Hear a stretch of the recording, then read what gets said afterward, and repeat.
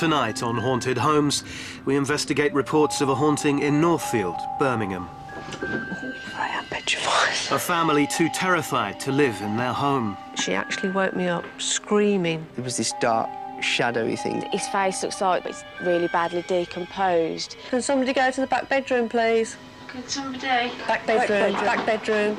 He's not feeling very well. Can Mia Dolan, one of Britain's most sought-after psychics, help the Scrivens? He can't really hurt you, just frighten you. He's coming down the stairs.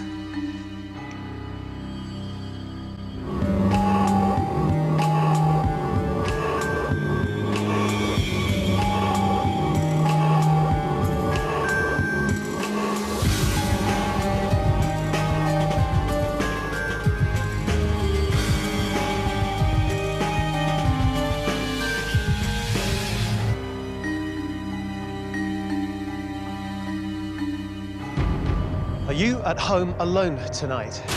Frightened? Do you sleep with the light on? Well, if you do, it seems that you might have good reason to do so.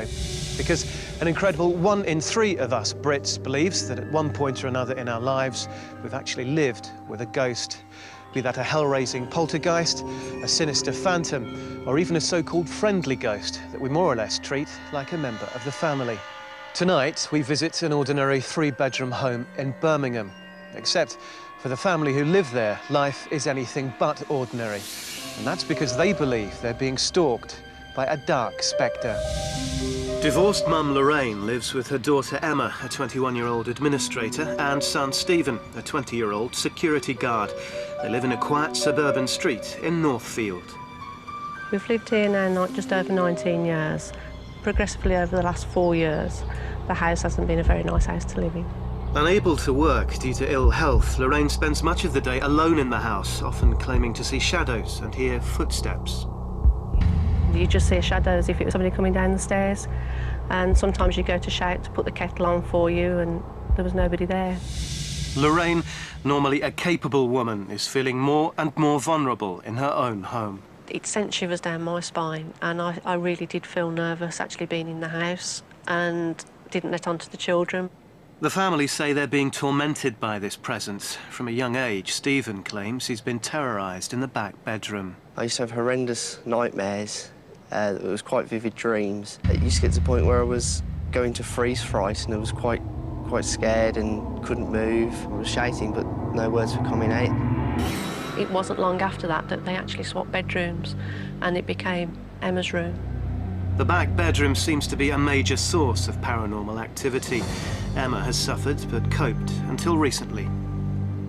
About 8 weeks ago, she actually woke me up screaming. It was as if there was somebody standing next to my bed. It was a man. His face looks like, the only way I can describe it is if it's like if somebody's been rotting or it's really badly decomposed. There's no way I'm going back in that bedroom. Close family friend Steve also claims to have witnessed something sinister. Well, I thought I seen the door open and like a shadow, and all the hair stood up on my back, and I had a full rash all over my body. They say the spirit hasn't just scared them, he's even physically attacked them. Lorraine believes she was pushed down the stairs by an invisible force. I'd started decorating, and to do the hallway you have to have the 2 ladders and a plank going across to reach. I was just actually putting the last piece of paper up, and it was as if the ladder just sort of like vibrated slightly, and then the next thing I remember being at the bottom of the stairs. Lorraine says her shoulder was badly injured and has caused her years of pain. I sort of sat there thinking, well, how did that happen? I'd been up and down that ladder onto the plank so many times that day, and everything was fine. It was sturdy as far as I was concerned. The family have felt this haunting presence more and more. 2 weeks ago, Stephen made a very specific discovery. I was just going around taking different photos of different places. I then took a photo of the dining room from here, and then after I took the photo, I noticed on the actual picture that there was something odd in the mirror. Stephen is sure he has photographic evidence of a sinister figure. I zoomed in on the image, and this is the object that I seen in the corner of the mirror. It was this dark, shadowy thing. That's when it sort of began to hit home that maybe there is something in the house, maybe it is something real. I think the person in the standing next to my bed and the figure in the photograph could be the same thing, yes. We gave the Scrivens a camera to try to record their spirit stalker. Emma is too nervous to stay in the house and has gone to her boyfriend's for the night. Just sat down to do this video diary and I heard the strangest noise coming through the headphones. The more that you get towards the door, it seems to get a bit louder. In an attempt to discover what the noise is, they switch the lights out and investigate further in the dark. And the noise, it's just like a growling, like a gurgling sort of a thing. Maybe it's trying to communicate with us, but what does it really want? The voice they've claimed to have heard tonight is the final straw. They feel there's nowhere left to hide. This phantom man is driving them out. I'm really desperate to get this sorted. Seeing the actual black figure, and it's more sinister, evil looking, it's really unnerved me.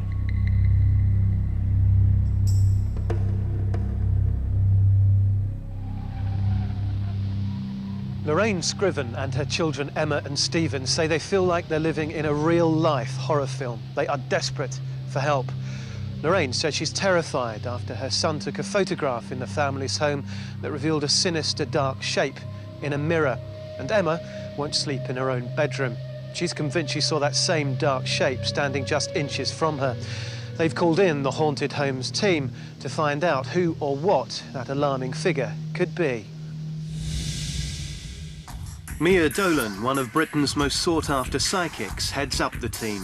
A psychic is somebody who covers all areas of the paranormal. It's a paranormal consultant. Very rare to get a serious haunting, but if you do, look for help. In a street, most streets won't have a haunting. In a town, you're going to get a handful.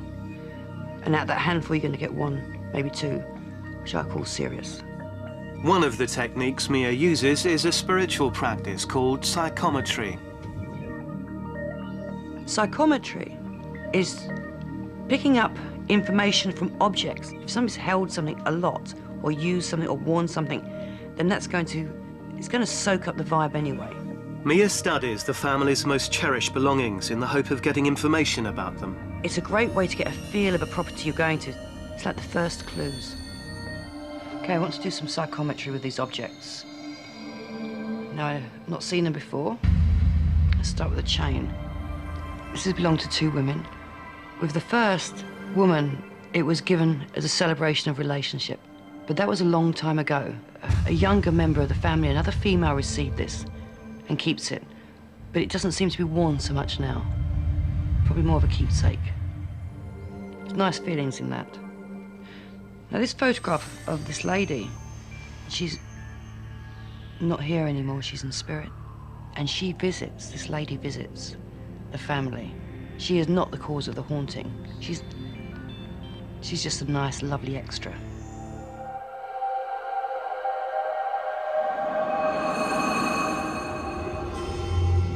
Psychic Mia Dolan claims that she can detect paranormal activity.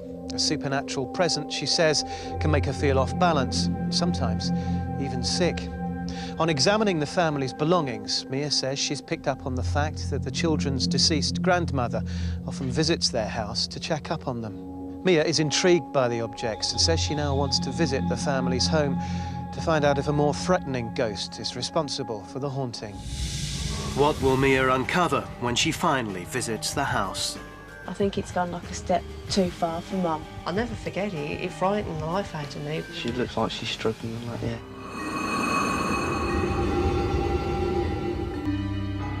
Lorraine Scrivens is under enormous pressure. Living with what they think is a spectral being is affecting her and her children, Emma and Stephen. All the family believe they're being haunted by a dark figure that's stalking its way through their home, and they are now desperate for something to be done. So, are their claims for real, or is there a more rational explanation for their fears? Well, the next step is to send the Haunted Homes experts into the house and examine the evidence that the family has collected. Mia is driven to the family's home, but apart from the psychometry, she has no prior knowledge of the Scrivens, their house, or even its location. Even as she approaches the family's home, she says that she's starting to get a sense of something unpleasant.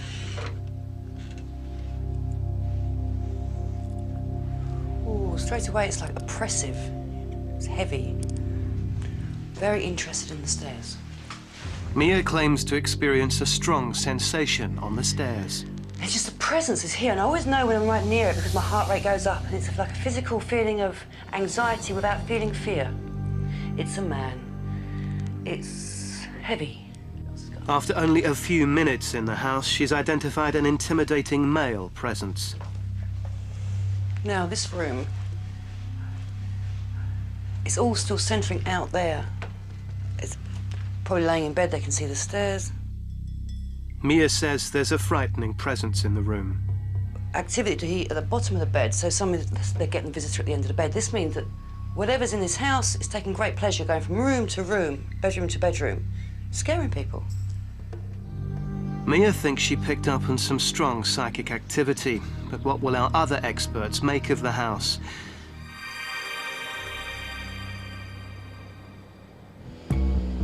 Mia is accompanied by our very own paranormal investigator, Mark Webb.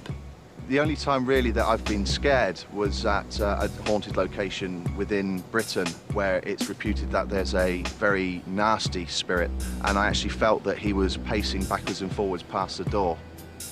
He actually said that he was going to hurt us if we didn't leave. Skeptic Chris French, Professor of Paranormal Psychology, will look for a rational explanation. I see my role at the vigils as being to actually look at the way that the other people who are involved in the vigil actually interact with each other. A lot of the kinds of experiences that are going to be reported will be down to suggestion. Basically, people kind of getting each other psyched up. Our experts are keen to examine the house, and in particular, Stephen's mysterious photograph. And you were standing here? I was standing here, yeah. Though I was not reflecting into the mirror whatsoever. The photograph that Stephen's got, I'd like to get that onto a computer and get that blown up and have a really good look. I mean, it would be quite interesting to see if we could actually kind of try and recreate it. And yeah. if we could, then you've obviously got a much better chance of figuring out what it might be. After Mia and the experts have toured the house, Mia meets the family to discuss her findings. What was interesting for me is that normally it'd be a certain room would be the centre, but to me it was a stairway. And everything's coming from the stairway. What I picked up in your room was that you had been scared by something by the bed. That's why I won't go back in there. As well as the psychic activity in the house, Mia also tells them her findings from the objects she previously examined. I was looking at some stuff earlier to do with the psychometry. Yeah. There's the picture of the lady in the brass. Yeah. That was a lovely, warm feeling coming from her. But she's not haunting you, okay? So she'd have come back to say hello, but she's not haunting you. She wouldn't do that. No, I wouldn't expect to do that. But with you, it's the lady, this must be your grandmother. It's as if you've been very sad. And I don't know why you've been sad. You okay, darling? But the sadness it's going. It's going to move on. It'll be fine. But it's what I'm getting is new relationships to do with lightening up. Everything's going to be fun. Okay? But you have been very lost in your own way. And because of all this going on and all the angst, it can make it more susceptible to be seeing things and experiencing things. It'd be fine. We're sorting. What you've got here is somebody saying, this is mine, I'm scaring you, I don't want you here. I believe somebody still thinks it's their place, and that's what we've got the problem with. Now, it's not evil, it's just a strong presence. Doesn't want to hurt you, it's just trying to get rid of you. You know, maybe not very comforting, but the reality is it's quite easy to, well, hopefully, it should be quite easy to send over. But put it this way, I won't be leaving before it is. That's good. Yeah, I will hold you to that. Definitely hold you to that. The family are amazed about how much Mia has picked up on about what they claim has been going on in the house. Surprised, very shocked that she's got quite a lot right without knowing anything really. Not so sure about the bit where she said, it's not I don't believe her, where she says it's not sinister and it's, you know, not out to hurt. It's That's a hard one to sort of, when you've lived here, to actually think that it's not. And after the photograph doesn't look as if it's not sinister. Mia is quite concerned that this spectre is not about to give up trying to force them out of the house. It's very oppressive, the presence, and it's not something that could possibly be left with, and it would certainly affect the family badly. But I also didn't want to scare the family or wind them up when I was talking to them. Will the photograph hold the answer as to who this sinister man is and what he's got against the family? This is the original photograph. Having examined the digital picture, Mark shows Chris his findings. Now, I'm going to tell you what I can see a face here. You're basically saying that that's a face there. Yes. And this is some kind of cowl or cloak or Cowl. something. It's certainly a black shape Right. that I can't explain. I cannot replicate this photograph. The fact that we've just got it in the bottom corner of the mirror suggests that, you know, we are looking at a reflection of something that was there in the room. For me, that's a very, very good photograph.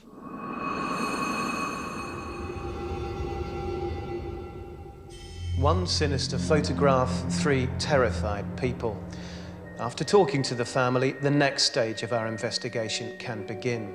In a vigil, our 3 experts will spend the night with the Scrivens family in their home in an attempt to find proof of paranormal activity.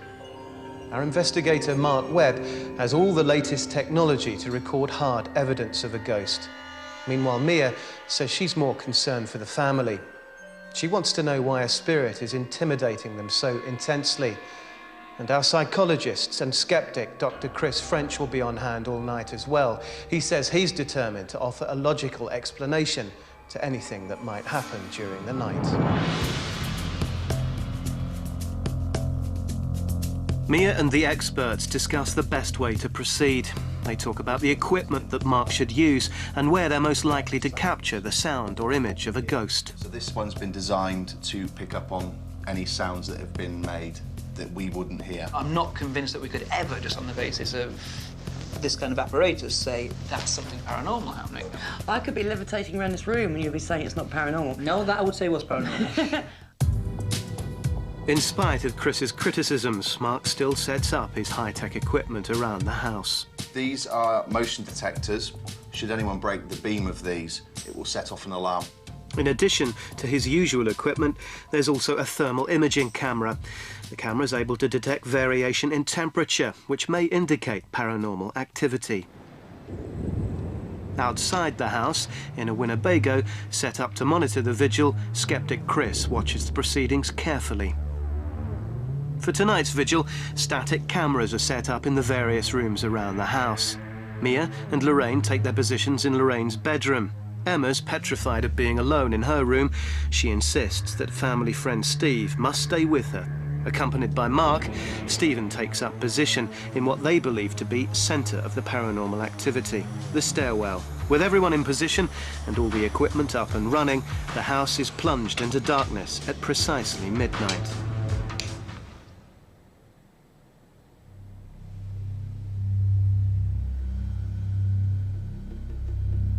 There's a feeling of anticipation in the air.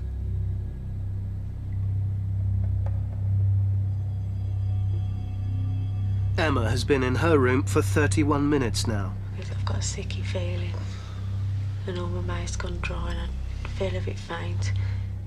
In Lorraine's room, they claim to experience something unusual. It's really strange because as I'm looking that way, you can see it getting dark and I look round but the light's still there. Yeah. You've noticed that? Yeah. They both appear to be seeing a dark shadow in the door. All I can see is that side of the door frame. There's like a black shadow that comes across. Yeah, I can see it going in. Stephen is now alone as Mark has gone to check his equipment. Since the lights have been turned off, the only thing that I've really noticed is sun changes in temperature. 1 minute it's really hot, the next it goes really chilly. Meanwhile, in Lorraine's room, their eyes are drawn to the doorway. Is the evil presence roaming the house? Did you see it change shape? I didn't like that. I didn't like that. Okay. Yeah. I am petrified.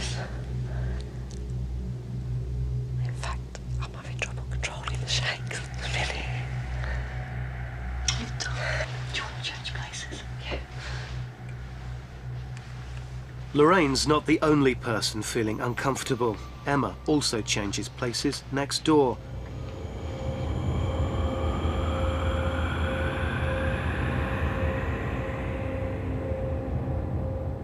Did you see Elijah as well? Lorraine and Mia think that they've seen the shadow disappear through the door. It was like something in the top left-hand corner, and it went sort of across that way. Mia goes to the landing to investigate. I'll stand there for a second and see if we both see it again.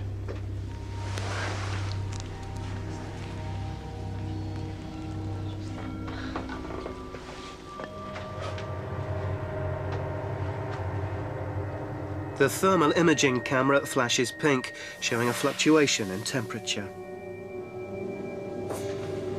Can you see anything yet? Alone in the room, Lorraine is terrified as she sees the shadow return. I saw it. Pulsating. It's not happening when I'm out here. Yeah. Come back in.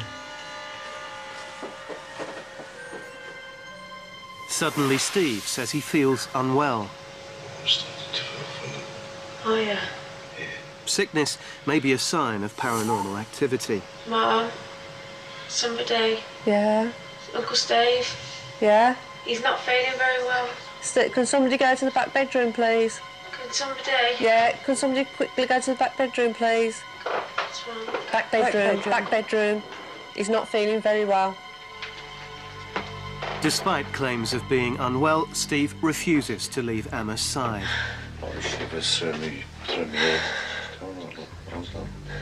Emma seems completely traumatized by being back in her bedroom, and the pressure is taking its toll. As soon as I sat down here, which is where I had this dream or whatever it was before, I had this cold, just down this one side, this cold chill. You know, that sometimes you get that feeling, like the old saying, somebody's just stepped over your grave.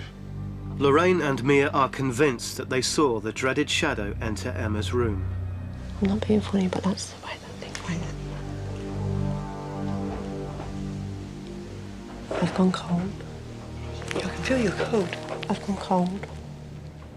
Things are getting so tense in the house, the family ask to leave after only 50 minutes.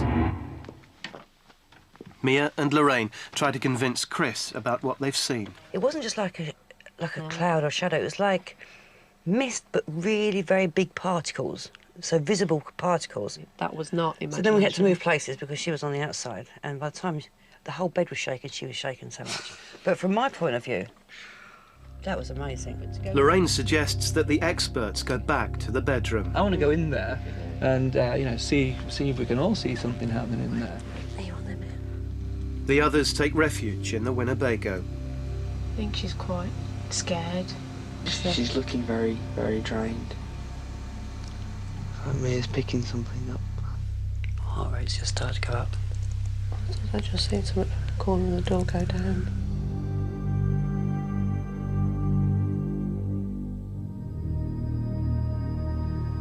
Mum doesn't look well.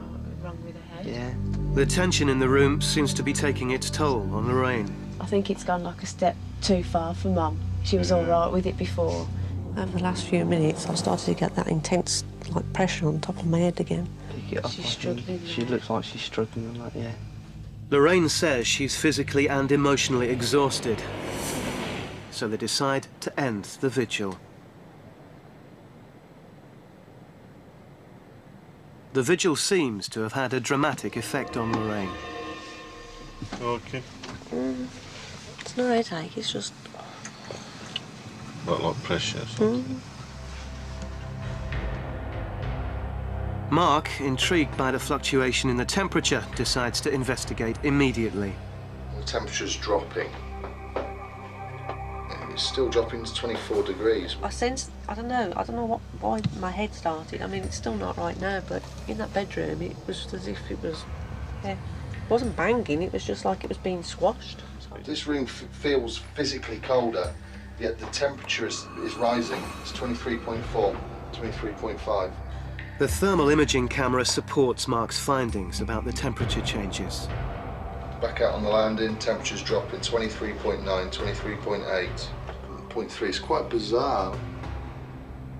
As the night of the vigil draws to a close, it seems that most of the group believe there is a presence in the house.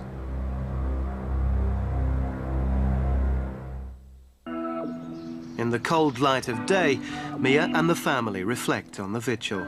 I just can't explain the experience. It was... I'll never forget it. It frightened the life out of me, but I'll never forget what I saw. Lorraine tries to make sense of what went on by telling Emma and Stephen. But I was amazed that within seconds of us seeing it go in your direction, you shouted and says, can somebody come in with, you know, there's something wrong. Until I start the clearing, we won't actually know the identity of it. That's the problem. You know? That's the one we've got to get rid of. Have last night's events altered the skeptics' views? I personally didn't experience anything that suggested to me that there was anything paranormal happening whatsoever. And I think what was happening was that we were all pretty much seeing more or less what we expected to see. It's been a long night for everyone, but for Emma and Lorraine, it's been particularly harrowing. Lorraine and Mia both claim to have seen a dark shape on the landing that then moved into Emma's bedroom. Lorraine became very emotional, and Steve, the skeptic of the group, complained of feeling unwell. Meanwhile, downstairs, Mark Webb, our paranormal investigator, observed changes in temperature, changes that were also recorded by our thermal imaging camera.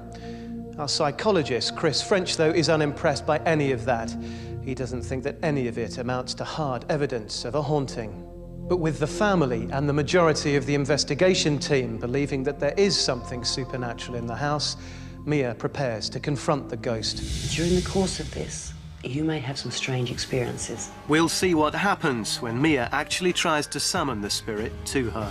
Very angry, trying to ask him why he wants to frighten you.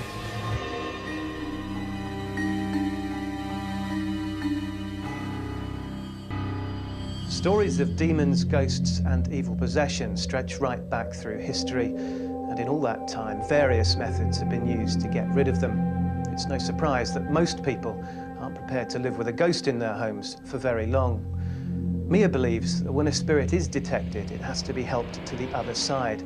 She says they simply don't belong in this world, they belong in the spirit world and need help to get there. But even she can't predict what could happen. Now, as you know, last night we did the vigil. Tonight we get rid of it. Now, during the course of this, you may have some strange experiences. Bear with me.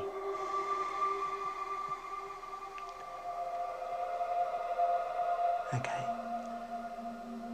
Got it. Coming down the stairs. It's a man. Not of this time. We're going back quite a way. Wearing like a cloak or robe, long. There's some damage to the side of his face. This is how he would have died.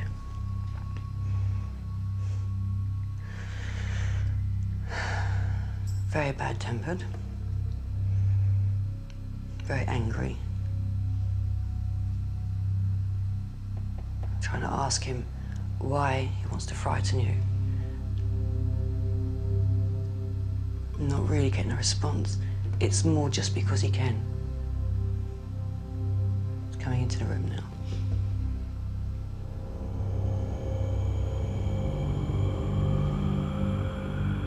He's angry, but it's not with you. It's just that he can see you, he can communicate in ways with you that other people can't. But he wants to go over. My hairs are starting to go up now. He does want to go over. It's not going to be that much, hopefully, of a problem. I'm going to send him over, okay?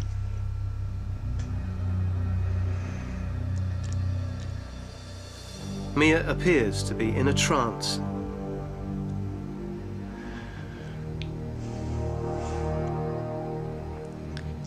She says a special clearing prayer. De profundus clamavi ad Dei Domini, Domini exaudi vocium, meam fiant ores tu in sententis invocium de capitonis miei.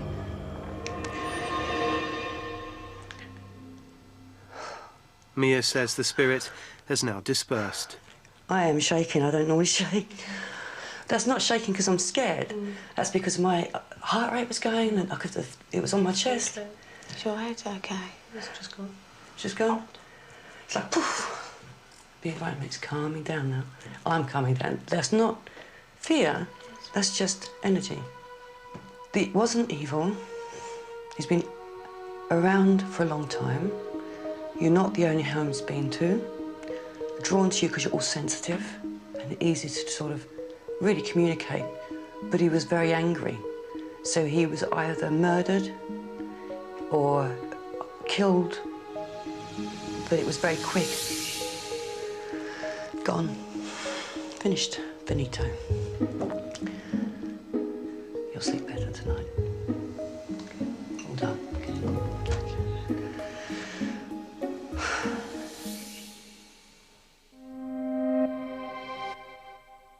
Mia claims that during the clearing, the ghost actually spoke directly to her. He told her he was haunting the Scrivens because he was angry. He died unexpectedly and wasn't yet ready to move on to the next world. Well, without a name, of course, it was very difficult to research that story. But despite that, for their part, the Scrivens believed what Mia told them.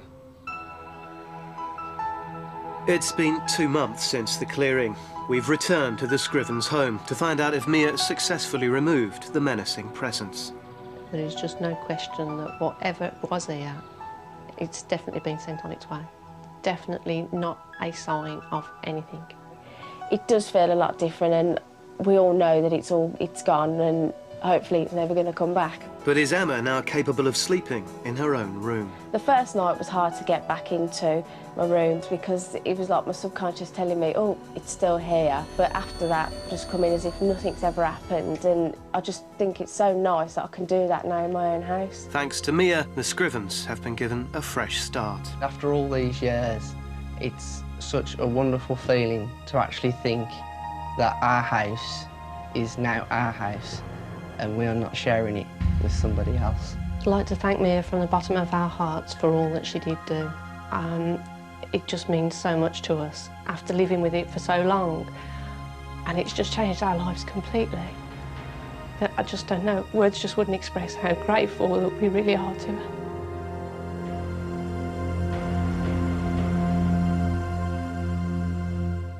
Lorraine Scriven says her family is now rid of the dark figure that she believes her son Stephen photographed in that mirror. And as for Emma, well, she's now back in her bedroom, no longer fearful that she'll be sleeping with a spectre hovering over her. So, thankfully, one happy family, and maybe a ghost that's been moved on to where it belongs. Perhaps haunted homes are more than just the stuff of films and fiction. And if you believe tonight's family, the nightmare of living with an unwanted guest could happen to just about anyone. Sleep well. Good night.